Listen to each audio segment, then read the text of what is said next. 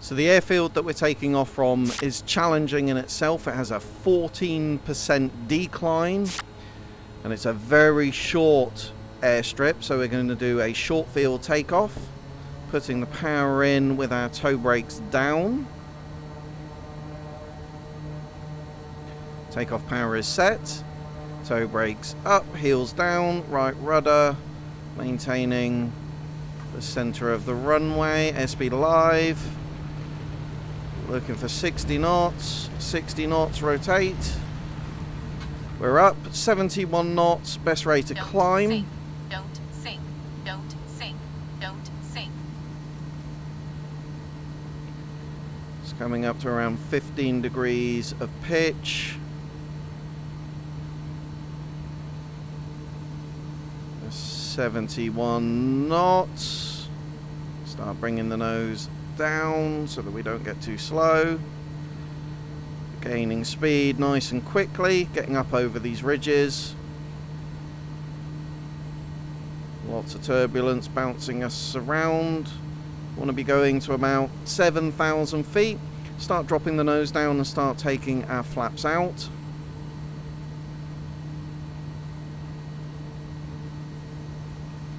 Lots of right rudder required and more turbulence. That's 85 knots, first notch of flaps coming out. 90 knots, second notch of flaps coming out, taking the propeller back to 2,000 RPM. Bless you. FS Realistic giving us a sneeze there.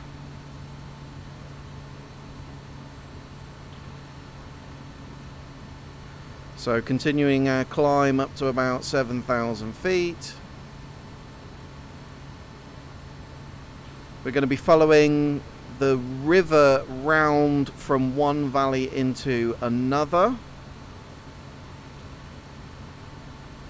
A good visual landmark for us to follow, weaving our way round.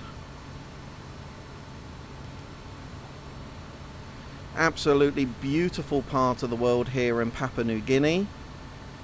If you've not tried this, I highly recommend it.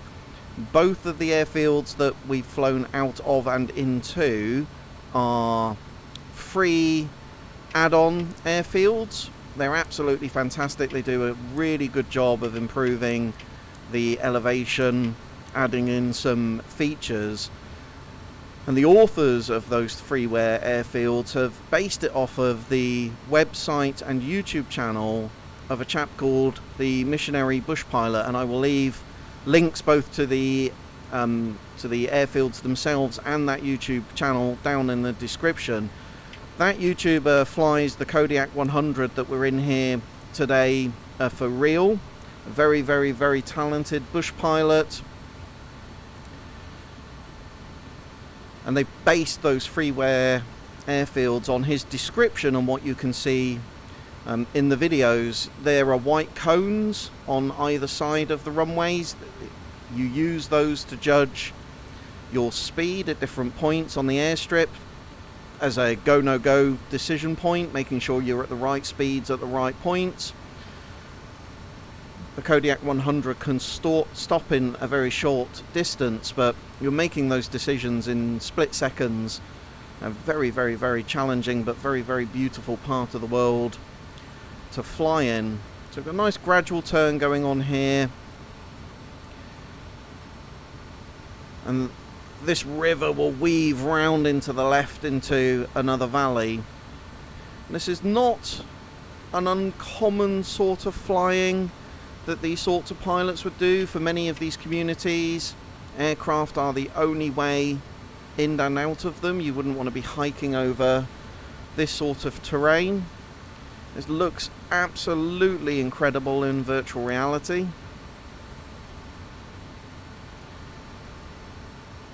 As I come into the airfield, I will be looking around an awful lot. This plate makes use of some visual references, including some huts and a bamboo forest that you cut through.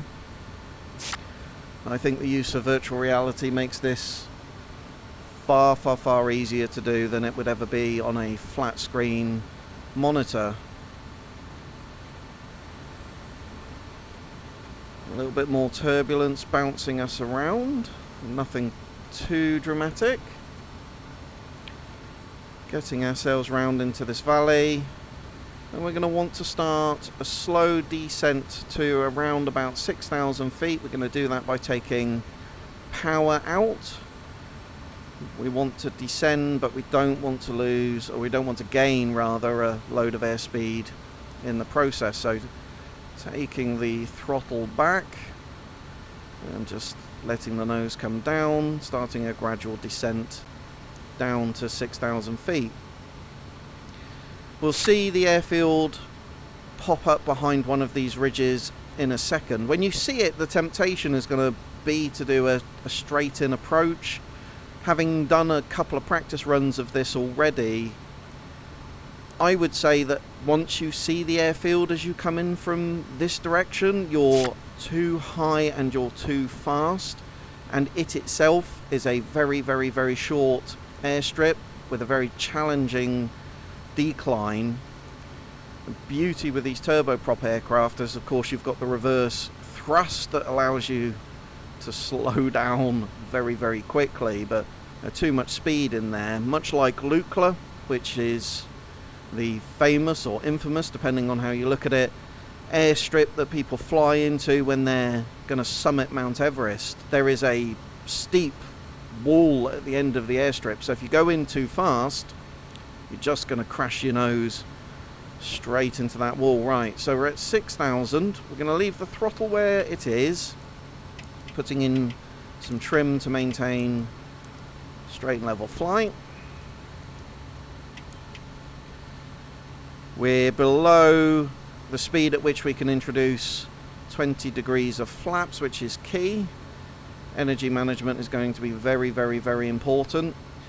The flying conditions as we make this left-hand pattern are quite dangerous conditions, because we're going to have our flaps extended, we're going to be at slow speeds. These are perfect conditions for a stall, and I don't think you would be getting a lot of help very quickly if you did have an accident up here. A little bit slow, nose is a little high, so we're going to drop that down. The energy management is as much about maintaining airspeed as it is about reducing airspeed. As I say, we're going to be very low and slow over very mountainous terrain. There's the airstrip just in front of us. As I say, it creates that temptation to want to do a straight-in approach, but we're at 114 knots. We're too fast even to get our first notch of flaps in. Just don't think you've got the time to set yourself up correctly, and you want to come in at a relatively shallow angle to the airstrip. We're getting that nose up. Want to get ourselves below 138 knots. We're going to cut across the ridge over there. Then we're going to start a very steep 180 turn in the valley behind that airstrip. It's going to bring us back round in a 180. There's 138 knots.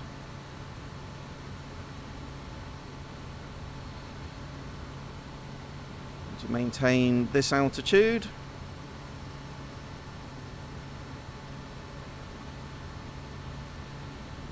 Looking good.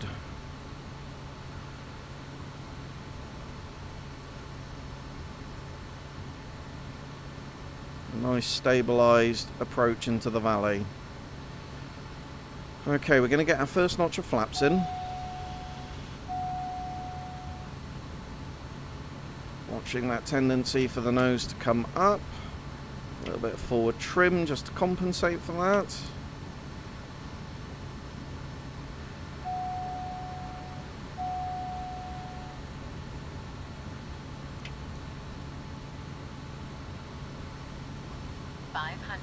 Going to hear that alarm going off an awful lot on this approach. Okay, so we're going to start our turn to the left. Want to be managing our momentum. We're going to want our next notch of flaps in pretty quickly after we come out of this turn.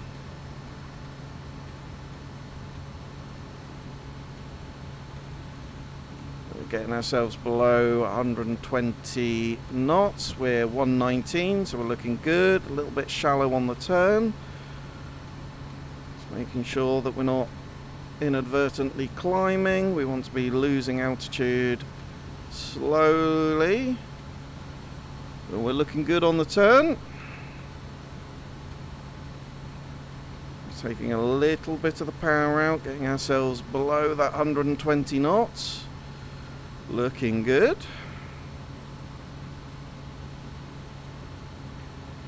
A little bit on the far side, so taking the power out, bringing the nose up.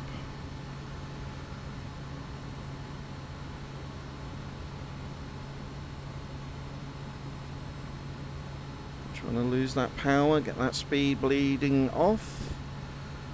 There's 120, second notch of flaps going in. We're going high RPM on the propeller, ready for a go around if we need it.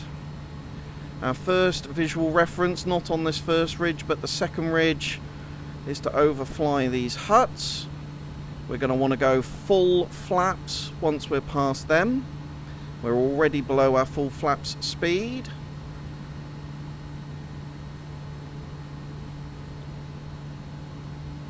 We want to be around 5100, 5200 as we overfly. So we're a little bit on the high side. Our airspeed's looking good, so we can just drop the nose down. And that's looking okay. 500. Getting that final notch of flaps in. Most dangerous part of the approach now. We're doing a 180 degree turn with full flaps at relatively low speed. Perfect conditions for a stall. So here's the bamboo forest that we're cutting through. 500. And getting that nose up. And starting our steep 180 degree there or thereabouts. Best part of 180 degree turn to the left. You really have to have faith in the performance of the aircraft whilst you do this. Airspeed's looking good. We want to be about 71 knots as we come in. A little bit shallow on the turn. Picked up a bit of airspeed there. But we're looking okay. 500.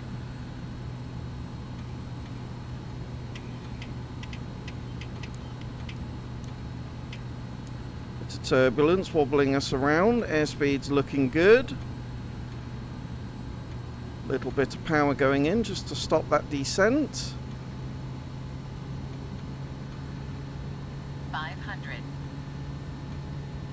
Managing our energy levels, getting ourselves lined up with the runway, getting our feet on the toe brakes, ready to put those in quickly. Taking the power out, we're full idle. We want to be looking good. As they say, the runway gets steeper the further up it we get. That's not too bad. That's how you land an aircraft.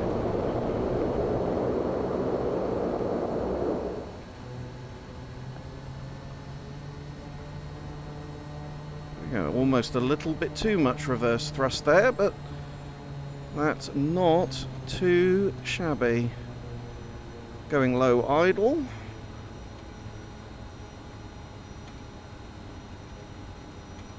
Not too shabby.